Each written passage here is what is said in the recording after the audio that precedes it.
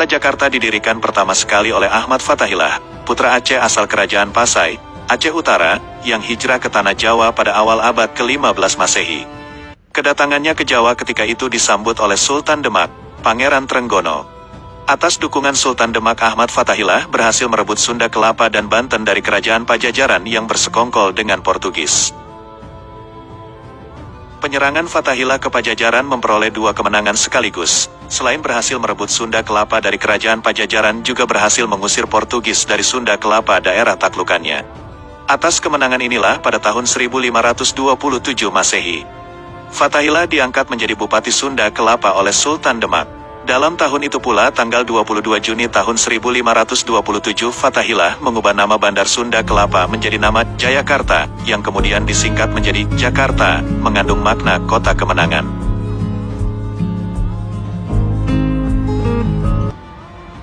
Itu sejarah awal berdirinya kota Jakarta. Ironinya dalam perjalanannya, peran Fathahillah sepertinya digelapkan.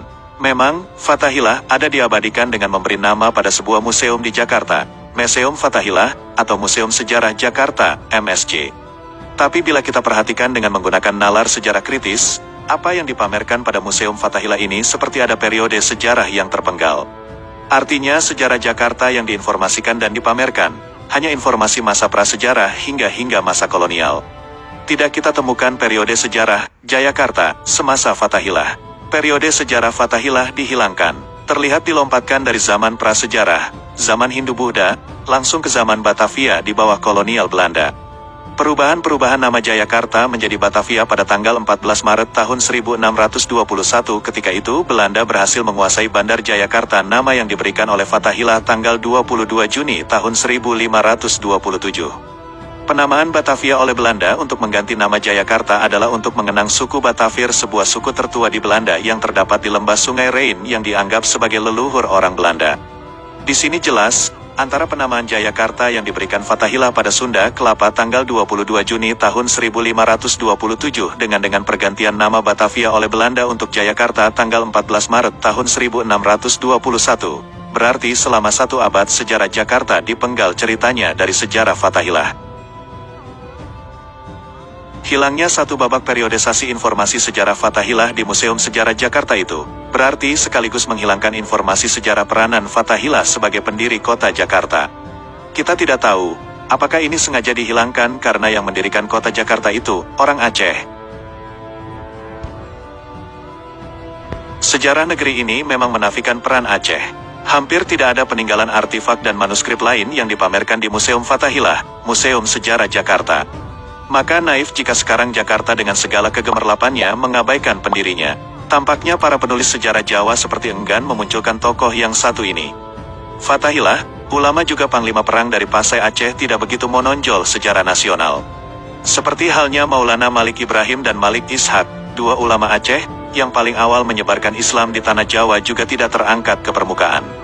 Makam Maulana Malik Ibrahim sampai sekarang masih terdapat di Gesik, Jawa Timur, yang batu nisannya diduga persis dan seusia dengan nisan-nisan yang terdapat di Samudra Pasai Aceh. Fathahillah begitu ditakuti lawan, sehingga memiliki banyak nama kebesaran.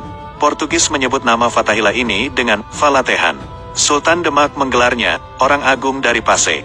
Dalam versi yang lain orang Portugis juga menamai Fathahillah dengan Fathahillahan. Masyarakat Jawa pada umumnya semasa hidup Falatehan memanggilnya Ki Fathahillah, yang berarti orang terhormat karena kealimannya dan ketokohannya dalam masyarakat Jawa. Dalam banyak versi juga disebutkan sebenarnya yang dimaksud Sunan Gunung Jati dalam 9 Wali Songo di Jawa, salah satunya adalah Fathahillah. Dan nama Sunan Gunung Jati sendiri identik dengan Syarif Hidayatullah yang diabadikan pada nama Universitas Islam Negeri, UIN, Jakarta sekarang ini. Berarti menurut versi ini secara keulamaan Fathahillah menyandang 2 nama lain yang ditabalkan kepadanya, yaitu Sunan Gunung Jati dan Syarif Hidayatullah.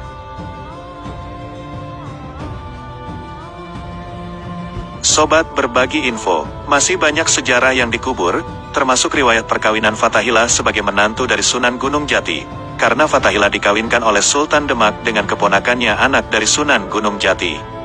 Sehingga jika ada pendapat bahwa Fathahillah bukanlah Sunan Gunung Jati atau Syarif Hidayatullah, suatu yang lemah.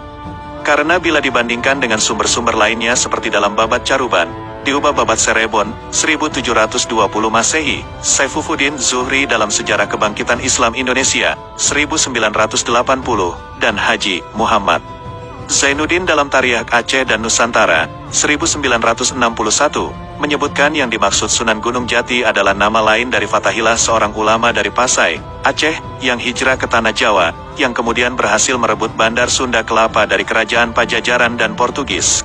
Lalu menamainya Sunda Kelapa ini dengan nama Jayakarta sebagai cikal bakal awal berdirinya kota Jakarta sebagai ibu kota negara Republik Indonesia yang kita kenal sekarang ini.